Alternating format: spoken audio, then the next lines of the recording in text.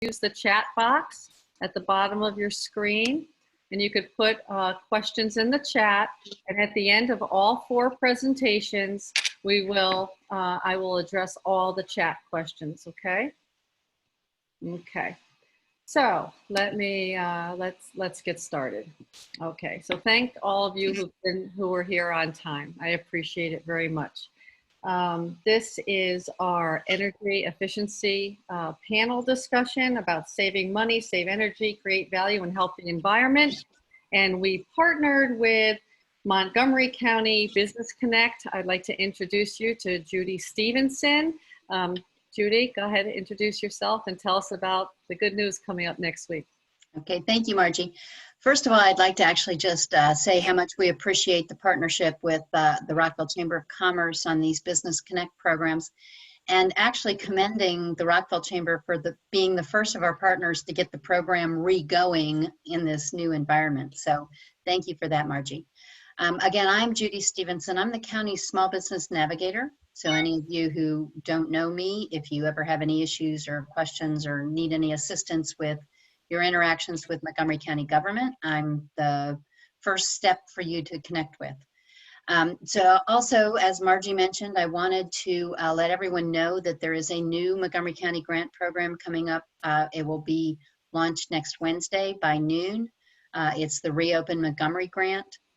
It's designed to be a very simple grant. It's to reimburse businesses for expenses they have incurred to meet the state and county health and safety requirements when they're reopening their businesses. So it is a reimbursement program, so you'll have to have receipts, but you just basically give us your information. It'll be a lottery system, so it's not first come, first serve.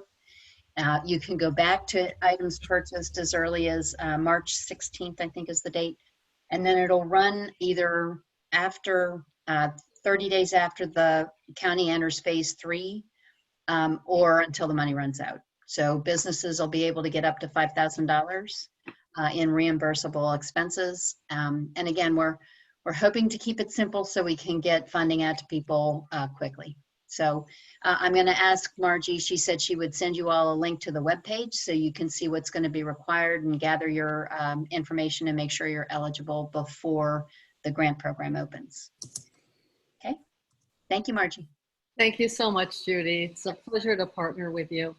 Okay, now we're going to start with our first panelist, and I'm going to introduce you to Gregory Knott.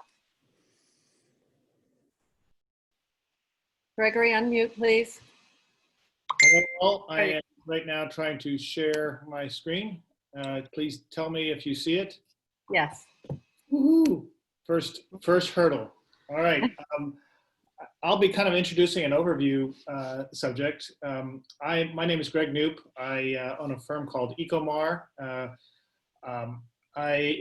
My background is in architecture. I have a degree in architecture and licenses throughout the country.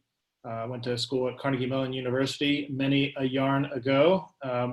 I further educated myself with a Master's of Science in Energy Policy and Climate from Johns Hopkins University, local. Woohoo! I'm a DC area native, so this is my home sweet home. Our firm, Ecomar, specializes in resilience and sustainability through policy planning and architecture. We're a small woman-owned business, a green business certified in Montgomery County. And, we're very pleased to be a part of this panel. So thank you to Montgomery County Business Connect and Rockville Chamber for having us as part of this group. I'm going to talk about mitigation adaptation in a climate changed world. So I guess this goes on the predication that the world has changed, that humans have made an effect on the planet, and we have to learn to both curb our effects, overturn some of our effects on that world, and also learn to live with that climate change world, extreme weather events and other such things that we are now in an adapting to the new normal. And I'll give you an idea of what that means. Humans in the United States consume as if there was 4.5 planet Earths to draw from. And people, the average in India is about 0.67. somewhere towards the 0.67 model without changing, our aspirations for a better life and lifestyles. Somewhere towards that towards that model has to be our goal. So I'm going to talk about, what does climate change mean? What do we need to do? Why are renewable energy and energy efficiency issues important? Community economic resilience and sustainability. I want to talk a little bit about what the COVID-19 time has meant to shaping some of our visions of what the future might be. And then obviously I'm going to hand it off to people who are going to talk about the exciting visions for the future. What does climate change mean? Well, just to go in like old science fiction, we are not alone. Humans are not the sole inhabitants of this planet. And in fact, we're codependent on the many species, both plant and animal, that coexist in this planet. So we think we're the advanced species, so we are the stewards of this common home, as the Pope had called it. Our effects have created warming in the environment through greenhouse gas emissions, our energy use, our industrialization.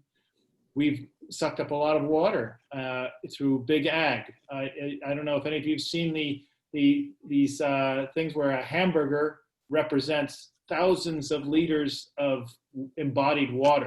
So some of our practices as people have an effect. Air quality issues. Asthma is way up over for people, even in an area like ours, which is not heavily industrialized. There's greater competition for natural resources. And what does that mean? And there's potential damage that we're seeing to food and supply chain. When resources are stressed, we have health stresses, ecological stresses, economic stresses, and geopolitical stresses, meaning that people sometimes go to war over resources. And that is as old as human history. Here's my, again, reminder that we consume a lot in this country. So curbing that consumption is a way towards not just sustainability, which is about sustainment, but more resilience in mitigating and adapting our habits to be in better balance. So that's the walk we have to make before we get to sort of the sustainability. Sustainability is the achievement of that balance and then sustaining it. Here's some traditional models. So we hear a lot about sustainability, and I'm already trying to lead the witness to say, hey, we've got to flip that thinking. Sustainability is sort of the next step. We actually have to walk towards it. But these are the things that we aspire towards, and many of you might have seen these models.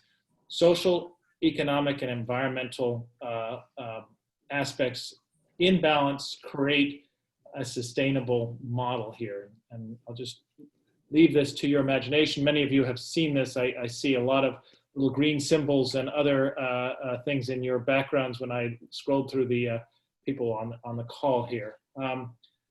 Resilience. A typical resilience model is about the ability to recover through disruption. And with extreme weather events or geopolitical events or economic events, how are we going to recover to a usable and adaptable and continued model? So you're starting to hear about resilience. They aren't the same thing, sustainability and resilience, but they can coexist. And it's something that you need to start to look at. What resilience is about is the ability to recover to a normal, a functional normal. And how sustainability and resilience work together is one of those tricky things that we're looking at in the future. So what do we need to do? And to mitigate, we need to change our habits on consumption. We're going to hear about renewable energy. And even down to diet. The average, for instance, vegan diet consumes 1.8 metric tons of CO2 a year. That's the individual.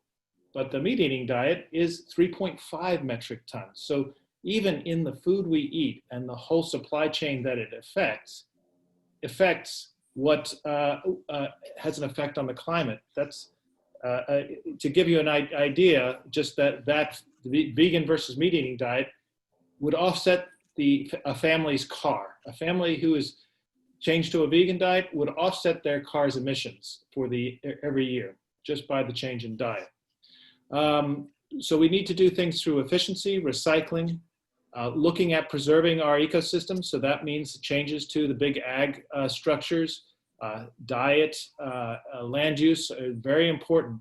Conserve water through different industrial processes and even produce water, such as desalination through borrowed thermal heat and renewable energy sources. So we need to start, water will be the big resource grab in the future. Just to give you an idea, 3% of water on the planet is potable. 3% of that 3%, and actually decreasing now to some people saying 2.5% of that is actually drinkable, usable. So fresh water to potable, I guess. I should have misused the term. But so that is a tiny percent of what we look at a planet that is predominantly covered with water on its surface. But only a small bit is usable to us, and we're lowering that usability.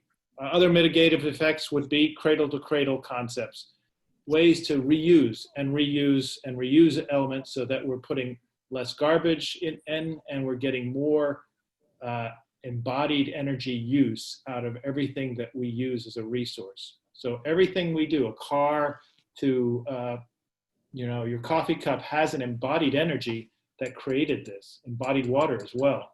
So we need to start to think about adaptive reuse and reuse and reuse, because a renovation of a house, there's a lot of material, for instance, that will not have to be resourced in order to make that house usable for the next life of that house. Adaptation. So we need to start to have resilience practices, recognizes how our systems need to integrate with each other in a sustainable way so that we are capable of recovering and functioning in a good fashion. And here again, I refer to how sustainability is sort of a utopian concept. We're really in the path to walk towards that utopian concept, and that means changes in habits. So we're going to have some presentations in a bit. So this will help segue to that. One of my backgrounds is in energy policy, and renewable energy is very important because of the offset of greenhouse gas emissions. It recognizes that we are in a closed loop. This is a biosphere, the planet Earth, and it is not an infinite amount of resources and energy. We get a certain amount of energy from the sun. We're able to store it through elements like hydrocarbons, through plants, and we get to use of some of those resources. Soil, getting away from energy, soil is a major issue, and we have to be able to renew our soil. What does that mean? Bugs, holistic farming, changes in our industrial farming practices, changing in the dedicated use of our farming lands. And when everything I've discussed, thinking of Beyond Meat as a response to a new marketplace for rising veganism, or solar panels. You're seeing images here of windmills. Those are all economic opportunities. Different types of packaging. What if your packaging was different kinds of insulation, things that have a better are better for our planet, but also have more adaptability, more potentials for cradle-to-cradle use, and changes in. If you remember, everybody's got something like this in their pocket, and this has more computing power and uses fractional energy to what sent us to the moon in 40 years ago. So if we can take the concept for computing energy, which just is a 12 volt plug-in here, if we can get that kind of efficiency out of other technologies as we push towards the future, we can look at a promising future, maybe an all low voltage house, net zero houses. I out at NIST, which is in the county here in Gaithersburg, the neighboring town, there is a net zero energy house that's there developing research, and it's fascinating stuff, and it is pointing us towards a new future. So it's a community issue. We have to rebuild our thinking, recognize our current state, and make both immediate changes to our habit, but also gradual changes. So shock does not always make it work. We have to actually have a long-term strategy for making changes to the way we do things. We need to invest in those in long-term development, and we're going to hear about different kind of investment structures in a little bit. Business integrity that starts with having a good and meaningful product. So as much as we all used to love the dollar store, we don't need a world of junk. We need a world of meaningful products that help advance us and help our health and well-being. We have to get out of the thinking of the society of want versus a society of need. So that's a big cultural shift for us. And this has to have these sort of like a space mission. We have to achieve the maximum out of everything you want to put in the capsule, not just everything, infinite thinking. So as business people, we have a lot of business people, we're able to provide a key role. Both it starts here and helps our community, but also helps our leaders understand what they have to do for the community. I only have a few seconds here, but I want you to recognize what we've seen in the COVID period.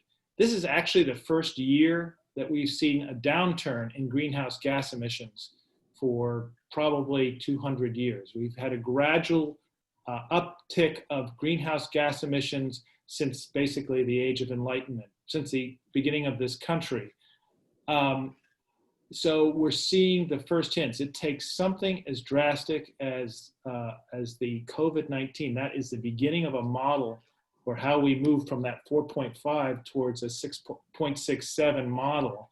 And if you've driven on 270, where we had there's a big projects to widen 270, and you look at the post-COVID model, do we really need to widen that highway? Do we really need to add more cars on that? Or do we need to shift our thinking of how the workplace works? And here we are, all on this call, all with 12-volt hookups to our various computers or these devices, versus a car ride that actually has measurable greenhouse gas emissions, whether you're driving a hybrid or a internal combustion engine.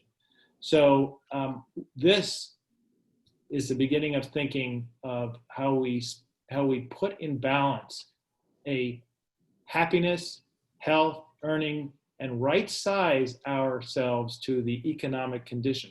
Just because it might be less or more efficient does not mean it's worse. This is less than the first phone I had. It certainly provides a lot more capability. So my friends are about to take you on a road of the exciting vision of the future, transforming cities, transforming our business practices, transforming our lifestyles, doing an exciting journey together, and including more people in that exciting journey so that we can do better things for our planet and our people. And now I will stop my share and hand it over to our leaders again. Okay, thank you so much, Gregory. If anyone has any questions, please put them in the chat and we'll address them at the end of everyone's presentations. Now I would like to introduce you to Tom from Montgomery County Green Bank. Take it away, Tom. Great. Thank you, Margie. Thank you, Judy, for inviting us onto this. I'll get quickly into our work here. I'm the Chief Executive Officer of the Montgomery County Green Bank, and grateful to be on here, help you understand what we do and some of the offerings we have to help you in your businesses take advantage of some energy efficiency, renewable energy activities that you may want to undertake. So in quick order here, we are a nonprofit. We were created by the county in 2015. It was all driven around the county's big bold statement to go to 0% greenhouse gas emissions by 2035 and looking for every tool and toolbox to help get there. And they created the Green Bank as one of those tools. Our role is to accelerate the investment in clean energy in the county, that being energy efficiency, renewable energy projects, and across the whole spectrum from businesses and the properties and residents. And we do that. We're not, even though it says bank in our name, we are not a bank. We are what's considered a green bank. We actually are more like an investment fund. We look to take the capital that the county provided us, which is a modest amount, and leverage that by working with other lenders and financial institutions that can provide a greater amount of capital to invest in energy efficiency and renewable energy. So everything we do is in partnership with those lenders. You won't see us as an originator. You'll see us more as a marketer and one standing behind our lender partners to get more of that private capital investing in energy efficiency and renewable energy. So why would you consider this? And Greg put through a lot of things to consider, but if you're sitting there and you're specifically, with your property or your business, why would some of the reasons you would want to undertake this? One is you're sitting with an aged, inefficient infrastructure. It's burning dollars, right?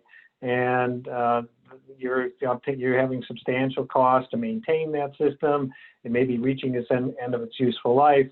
And I would say today in the COVID-19 environment, there might be other reasons that this is having an impact because those aged systems are having to run a lot more often than they had in the past in order to bring outdoor air in and meet CDC requirements, and the filters that may need to be in there are no longer able to function in those systems because they can't generate the flow of those. So that aged, inefficient infrastructure may be creating a problem for your property or your business.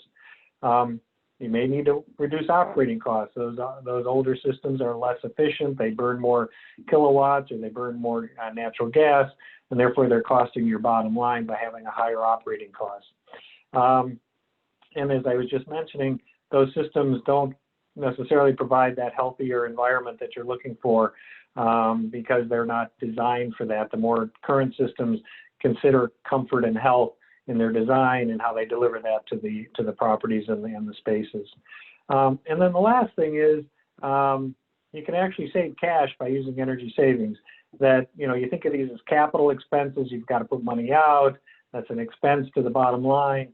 When you actually change over, there's a couple things that come of benefits. You can get some free money from the utilities that reduce that outlay. And second, that reduced operating costs create savings.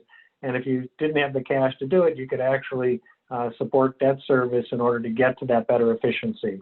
And interestingly enough, when you think about energy efficiency or renewable energy, most capital expenditures on a property do not have a return to them. Energy and efficiency improvements actually have a return because you end up getting that operating cost benefit. So of all the things when you're looking at your capital expenditures, energy efficiency can be one of those things that you could think of undertaking and not necessarily hitting your bottom line. So how do I mean by that? So I got a couple examples here to help you think that through. These are real projects. So in this first example, it was a large HVAC system that was being replaced. It was a $200,000 project. As I mentioned, the utilities have benefits. This brought about $50,000 of savings to it, so that there was an end cost to the property owner of $150,000. Come out of pocket with cash. This project was going to generate about $25,000 a year in savings based on the reduction in the kilowatt hours for that higher energy efficiency system. So it's 6 years to recover that cash, which is reasonable, but maybe not something that was available. If it was to be financed, that same project would take out the incentives. You have a loan, there's fees associated with that, but you have about a $155,000 project. You take out a 10-year loan, the annual debt service on it's about $21,000. Your savings is $25,000. You actually have a positive bottom line of $4,000 that you can use to offset other costs. And the useful energy life of that system is far beyond the 10 years that you're financing it. In another example, on a smaller size scale, this is a smaller customer. They were doing a lighting project, cost about $44,000. Again, $10,000 of utility incentives. Energy savings benefit on this was about $1,200. Take about 2.5 years to recover that. Okay, that's not bad if you have the cash to outlay. Utilities do offer financing at 0%, but it's only for 2 years. You could do that. It gets closer to having a net zero, but you still have an outlay of 224. Or and the Green Bank offers a product that's a slightly longer term, has a little bit of an interest rate. But if you took out that 3-year period, you could actually use that savings to entirely cover the loan payment and not have an out of pocket. So you get to that savings faster. You don't have any out of pockets, and you can move forward with the project. So a couple examples there about how a business might think about moving forward. So how do you think about who are the players in this? So you got yourselves, and you're paying your utility bill. The next player out there that are value add to the community here are energy performance contractors. They know what can be done. They can do the assessments. They can tie into the energy savings, and they can help you understand exactly what your benefits are going to be after you're done. Then there's the utilities. They're your energy provider, but they also offer significant rebate programs, incentive programs that can bring those free dollars to offset your costs. And then last, you've got the lender community. Again, we're not in the middle of it. We're behind the lenders, but the lenders can provide that financing if you don't have that cash available to support the energy savings and to support the capital cost to do the project and use the energy savings to pay back the loans, as I was demonstrating prior. Pepco is a great service. They've got multiple programs out there. This is where the energy performance contractors are helpful. They can help understand which are the best ones to go after within Pepco to bring the benefits to businesses from existing programs through custom programs. They even have business instant discounts. So there's a variety of ways Pepco has programs that you as a ratepayer have access to, basically getting back some of that fee you pay on your bill every month. And the Green Bank also has a couple of programs that are available in order to support businesses. We have a loan program. It's called a commercial loan for energy efficiency and renewables. Loans at $10,000 or higher. Generally, they're above $75,000. 100% financing, you wouldn't have to come out of pocket. And oftentimes, projects have a cost beyond energy efficiency. We'll cover some of those additional costs so that you can wrap it all into one loan.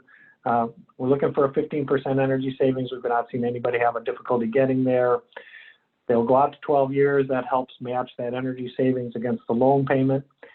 They are not secured by the property, so you're not adding a new debt to your property. They're secured by the systems that are installed, and our partner lenders are the ones that do the underwriting and the originating.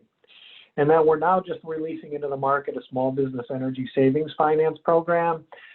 This is targeting for smaller loans, generally under $75,000.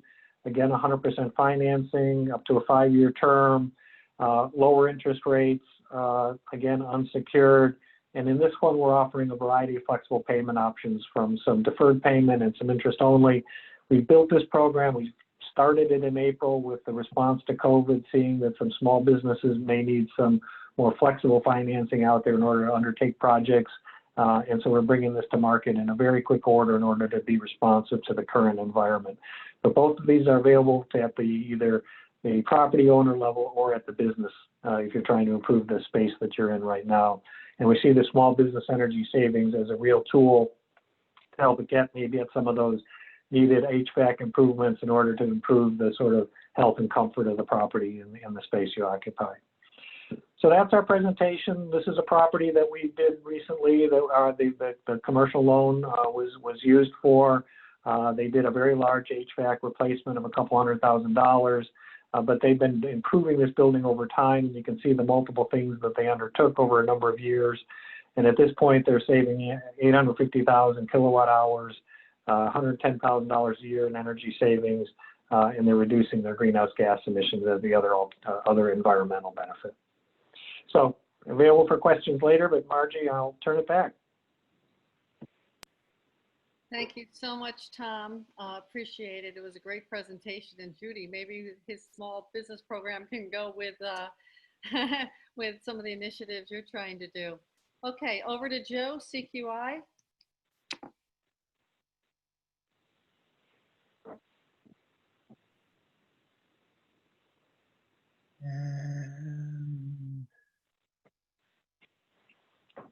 Ta-da! Okay.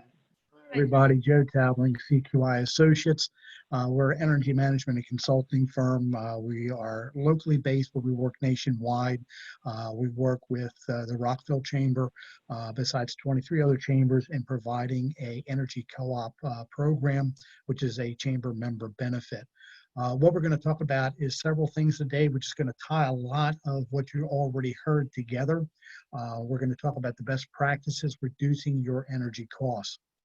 Now, one of the first things we want people to understand is understanding your right to choose.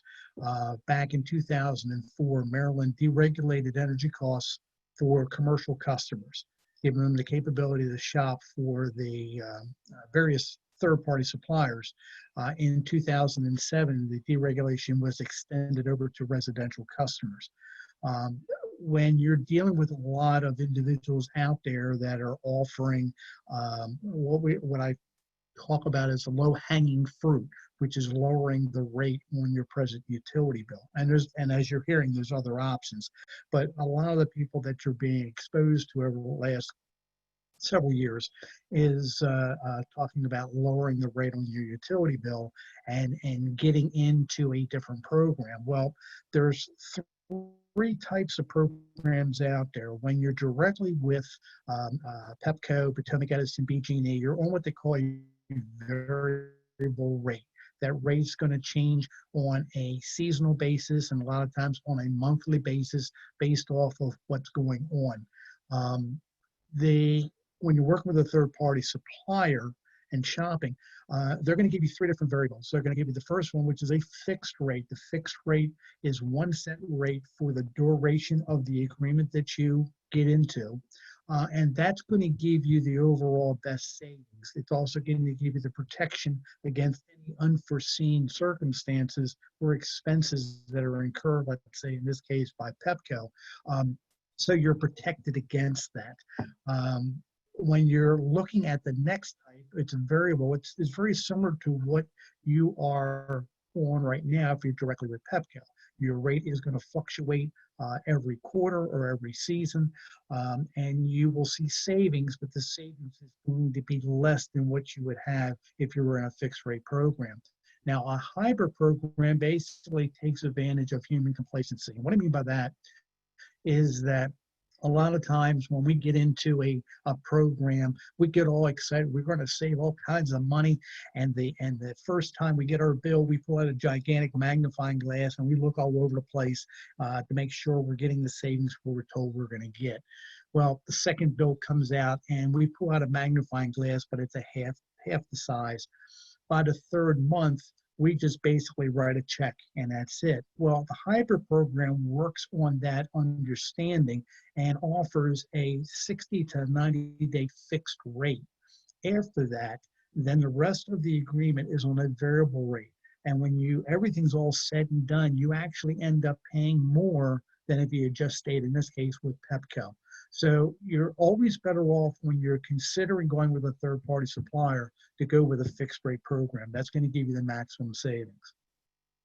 Now, a lot of people say, well, how do you read that goofy bill? Is everything deregulated? Well, it's not. There's two parts to your bill.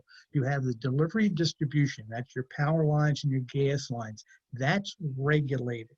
The only thing that's protecting us as consumers in Maryland is the Public Service Commission and the Office of People's Counsel. Any rate increases that Pepco or the other suppliers or utility companies want to pass through, they have to be approved by the Public Service Commission and the Office of People's Counsel. The supply portion or the consumption, the commodity itself, whether it's electricity or natural gas, that's the part that's deregulated. That's the part that we can shop.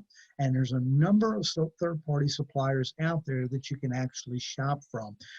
You can actually go online to the Office of People's Counsel, and you can see a spreadsheet showing everybody's rate, everybody's term, everybody's program that's available to you. So that helps cut down on the number of phone calls when you're doing any kind of research. So the Chamber has an energy purchasing cooperative, and a lot of people ask, well, why should we get involved with that? Well, basically what it comes down to is buying power. As an individual, whether we're talking about a home or about a business, majority of you do not have the buying power of a Northern Grumman or a Walmart. So what the program, the Chambers program works on the principle is aggregated buying pools.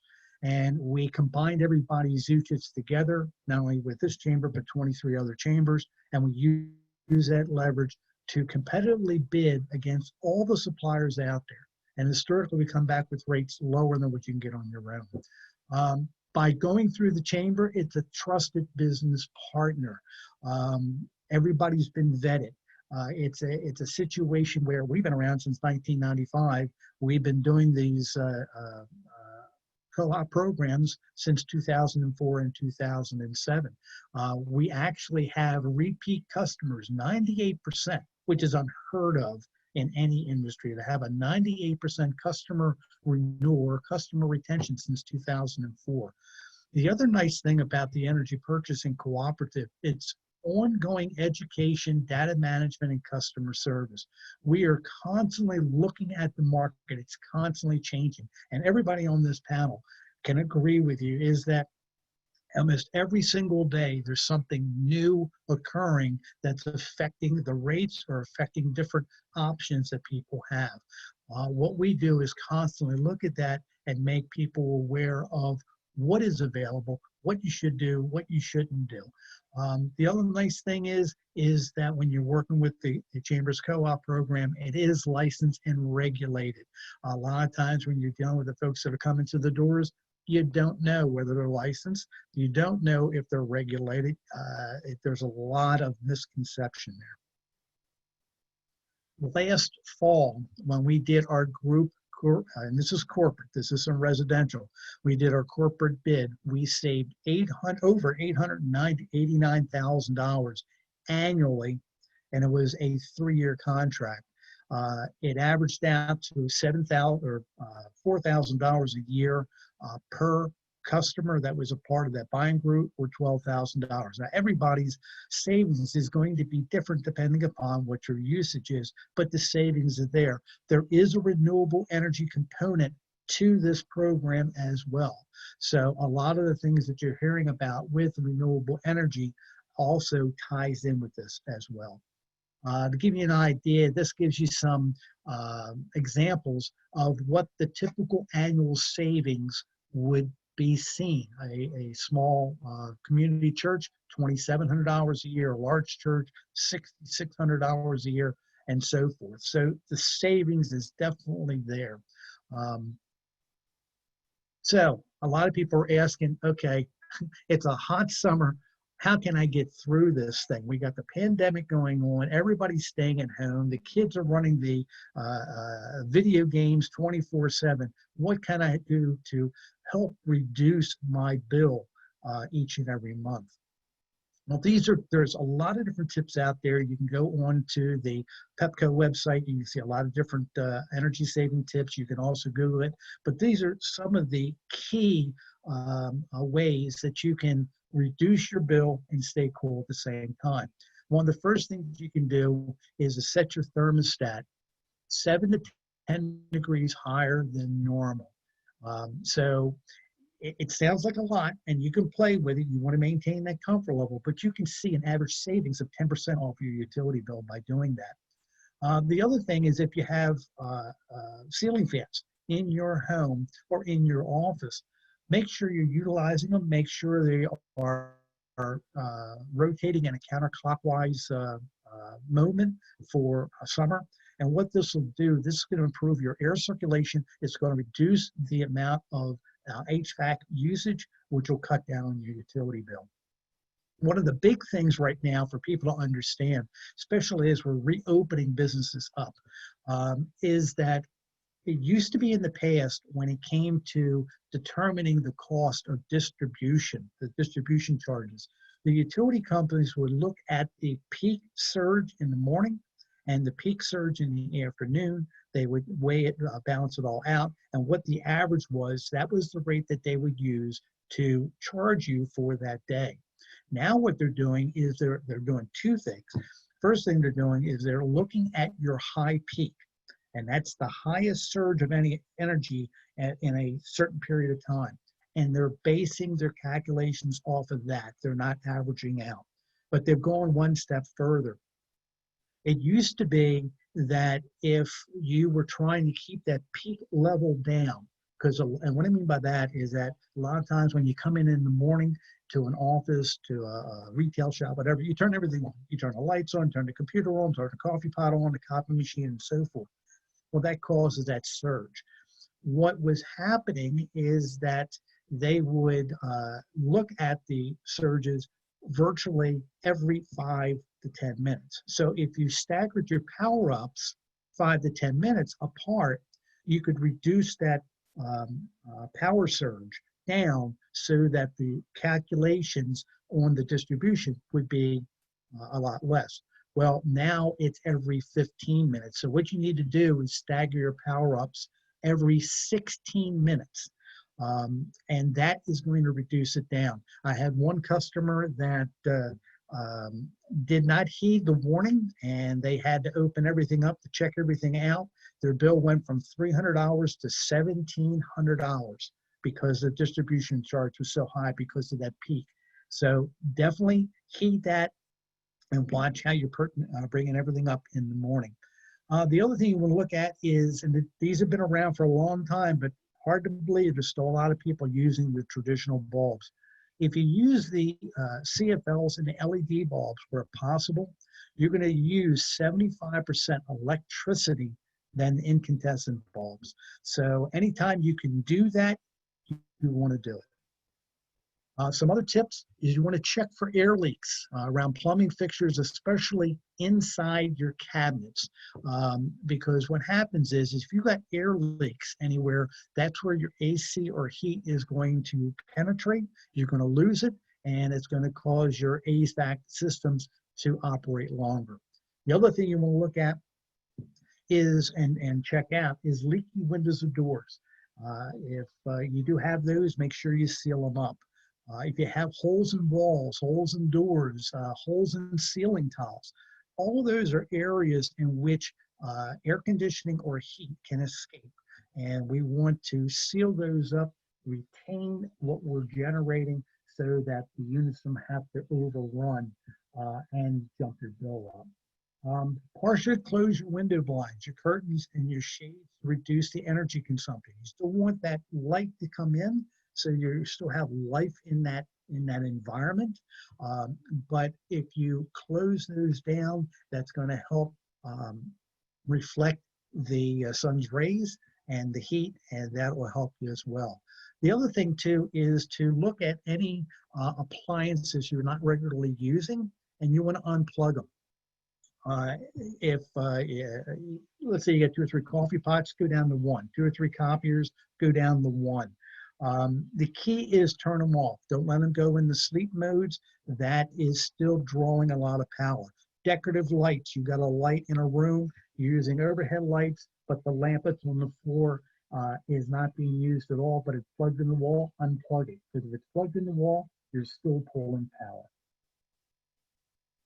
Market news. This is the last part. There's been, since the pandemic, there has been a moratorium on utility companies doing shutoffs of power due to non-payment and also late fees. That moratorium ends the end of this month. That is a big concern for a lot of businesses that are just getting back up and running and hadn't had the cash flow to cover this. If you are one of them, do not wait to the last minute. Get a hold of Pepco and they will work out a deal with you. But if you just ignore it, you're in a real high potential and high risk area where they will shut your power off. There is no extension moratorium discussion in Annapolis at this moment. They are going to have a conference in August the 27th and 28th to talk about the impact, but we're going to have shutoffs between now and then. So you want to be really concerned about that. The other thing you want to be concerned about is BG&E announced that they're going to be increasing the rates by 8.3% as of October 1st of this year. Historically, when BGE does something, the other markets follow suit. So we are expecting to see similar increases across the board from the utility companies. So if you are looking to avoid that, look at solar, look at the energy co-operator, look at alternatives instead of being directly with the utility company. The Maryland OREC charge. This is the Maryland Offshore Renewable Energy Credit, and it's expected to take effect as of January of 2021. This is a surcharge of 3 mils of a cents per kilowatt to be added to all the electric bills, whether you're in contract with a third party or not. It's to offset the installation costs of the offshore wind farm off of Ocean City. And then last but not least is the short-term market. We're seeing a lot of instability because of the COVID over the next 6 months. Also, historically, we have seen that during a presidential election, since it's unclear what the new administration is going to do, a lot of the third-party suppliers pretty much stick their head in the sand and discounts start to dry up for a good 6 to 8 months after the election.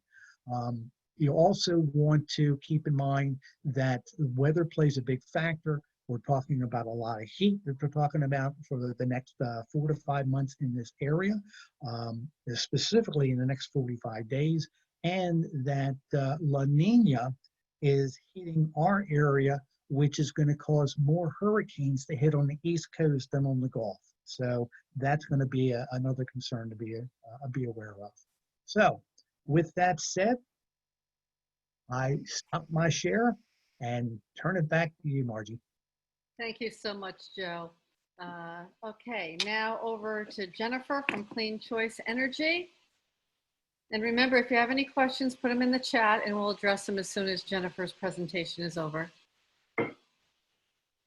Thank you, Margie. Thank you, everybody, for a really wonderful gathering of minds to help combat climate change. So it's on the forefront of a lot of our minds, and I would like to talk to you right now about renewable energy and how you can save up to 10% on your energy costs by choosing community solar. Sorry about that. So I'll be today introducing community solar with Clean Choice Energy, tell you a little bit about our company, how community solar works, your local community solar farm and how you can support it, the benefits of supporting solar, and then Margie will take it away to the Q&A. So Clean Choice Energy's mission is to make clean energy accessible to everyone. We're growing fast. Since 2012, we've been one of the fastest growing businesses in America. We're doing good. Clean Choice Energy is a certified B Corporation. I hope that many of you understand what a B Corporation is. We are legally held to higher accountability and are required to practice ethical business. So what B corporations do is combine the act of making a profit with your concern for the environment, your community, your employees, and the world around you. Excuse me, I have to, this. And we're empowering others. Clean Choice Energy currently serves more than 100,000 electricity and community solar customers across 10 states, and empowering others to make a difference through supporting renewable energy. In 2010, our founder and CEO, Tom Matzey, wanted rooftop solar and found that it was a lot harder to get it. As some of you may know, not every home is adaptable for solar panels on your roof. Some people rent and obviously cannot choose to have solar panels on their roof. So Tom wanted to create a solution that would make it easier for homeowners and renters alike to access clean energy. So that's how the renewable energy company Clean Choice Energy was born.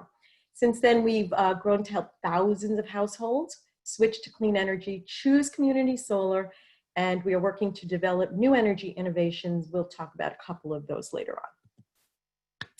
So how does it work? If you pay a utility bill, you're eligible to join a new solar farm in your area. Right now, we're supporting the Monarch Community Solar Farm that is in Maryland. It's in the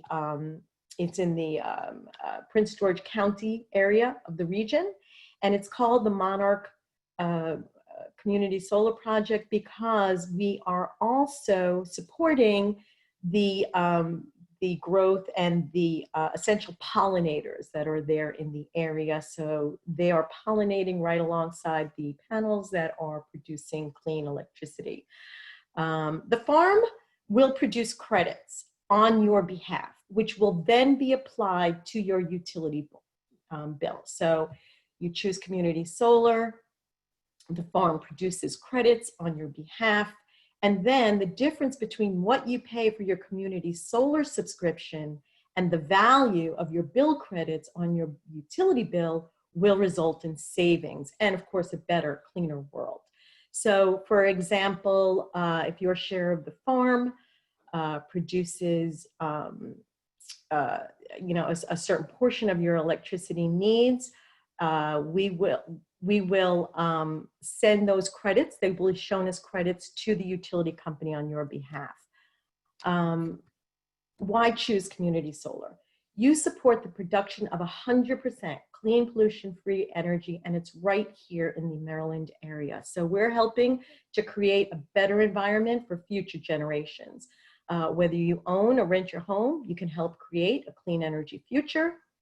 And you'll also enjoy some of the financial benefits of rooftop solar power, but you don't have to install expensive panels, go through the maintenance, upkeep.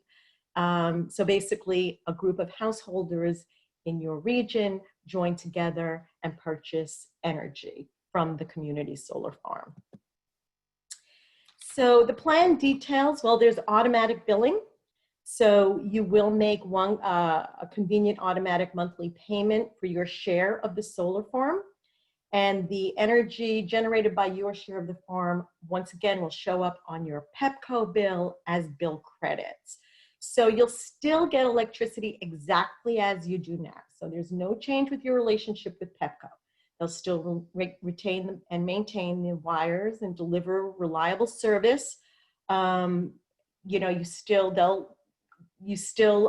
no solar panels to install on your roof, so there's no home visit, there's nothing to install. Pretty much your relationship with Pepco stays exactly as it is now. Your 20-year agreement can easily be transferred to a new address should you move within the area that the farm is supporting. And if you do choose to cancel your agreement, you just provide 90 days notice, and there's no fee. Otherwise, there is a $200 early termination fee. Just so you know, this is also a transferable subscription. So let's say you're moving and your neighbor says, hey, I want in on that. We can transfer those bill credits to your neighbor very easily. Once again, you will help to lead the way to a solar-powered future through supporting the development of your local community solar farm in producing 100% clean, renewable energy. So about the farm. Monarch Solar Farm helps support the production of solar energy while being pollinator friendly, hence the name Monarch for the monarch butterflies that are there pollinating all around the solar panels. An estimated 4 million kilowatt hours output is expected in year 1, and interconnection of the farm will be in September of 2020. And this one farm, will support nearly 350 Pepco customers in the territory. So you will save 10% off your electricity bill. And how this works, and we might need a little bit more time, I'm sure you have questions. You will receive 2 bills. All right, one will be from Clean Choice Energy for the amount of electricity that's produced by your solar farm.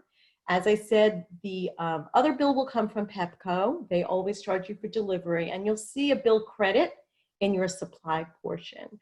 So for instance, if your farm produces $1 worth of electricity, you'll see reflected on your Pepco bill a 90-cent charge. So the credits that will be reflected in your Pepco bill will always reflect at least 10% of what your Clean Choice Energy bill is.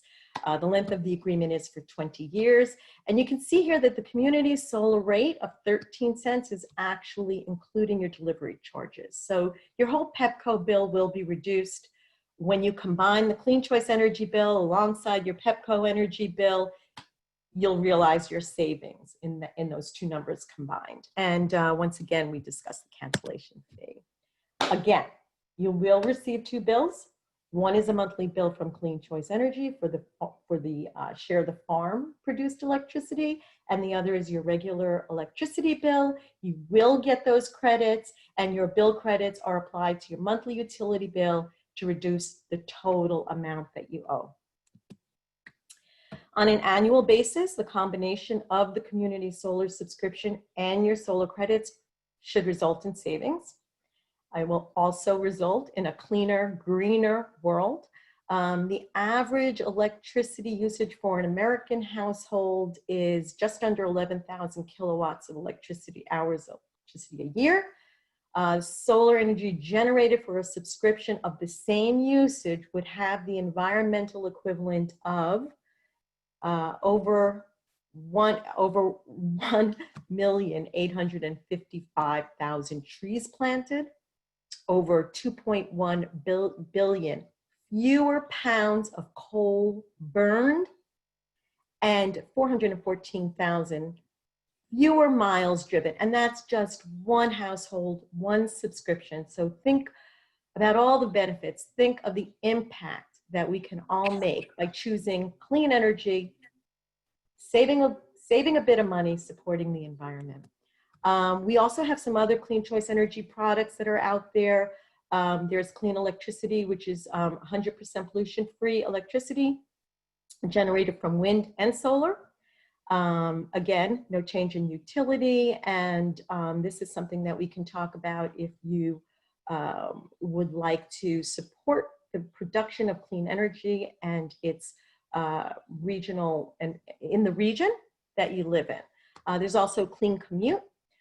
If you do commute, and I know it's tough these days, not a lot of us are, but you can select your mileage per day. We will estimate your average carbon pollution emissions each month, and then we will purchase the equivalent amount of carbon offsets on your behalf, wiping out your negative impact of that daily commute on the environment.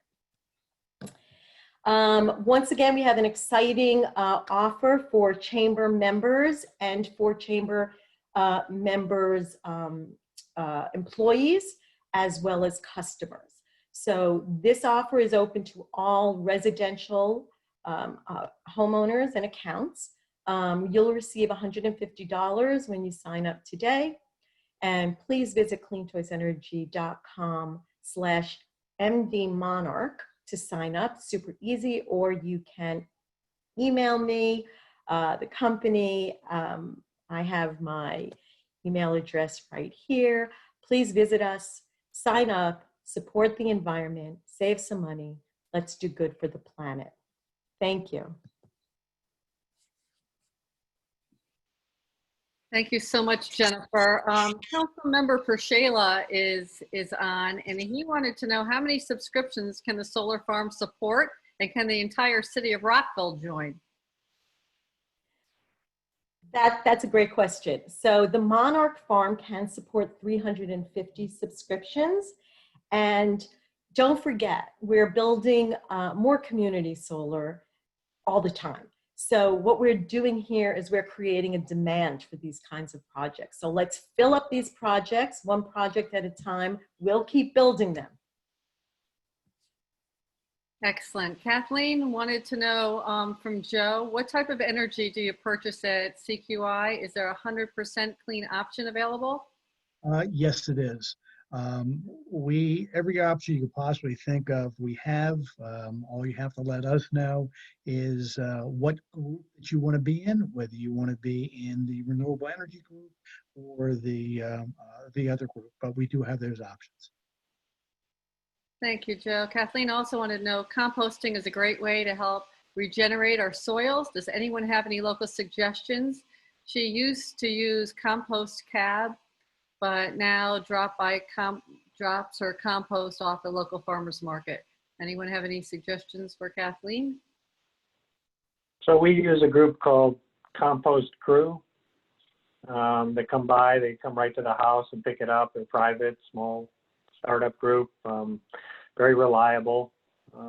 They drop off a couple bags of compost at the end of the year, but it's a nice little service to have. Costs about $20-25 a month. But in addition, I would encourage everybody to be more activists in getting the various communities, whether you live in the Kentlands or other Rockville communities, to many of these communities are not actively doing composting yet. But your voice can be heard if you talk to your community and try to get them involved in a structured composting program. It can make a big difference. Thank you. I don't see any more questions in the chat. So, and it is, we ran 6 minutes over, but we started 6 minutes late. So I think we did a really good job. I want to thank the panelists so much. It was very informative. I always learn a lot. I really respect your professionalism, and I look forward to working with you again. We will share the presenters' presentations with you, and we will also send you out a link to the Business Connect grant that's coming out next Wednesday. So Judy, thank you for partnering with us. We really appreciate our connection. And I want to thank everybody for joining us today. Take care. Have a great day. Thank you all. Thank you. Thank you. Bye. Thank you. Thanks all. Thank you. Great job.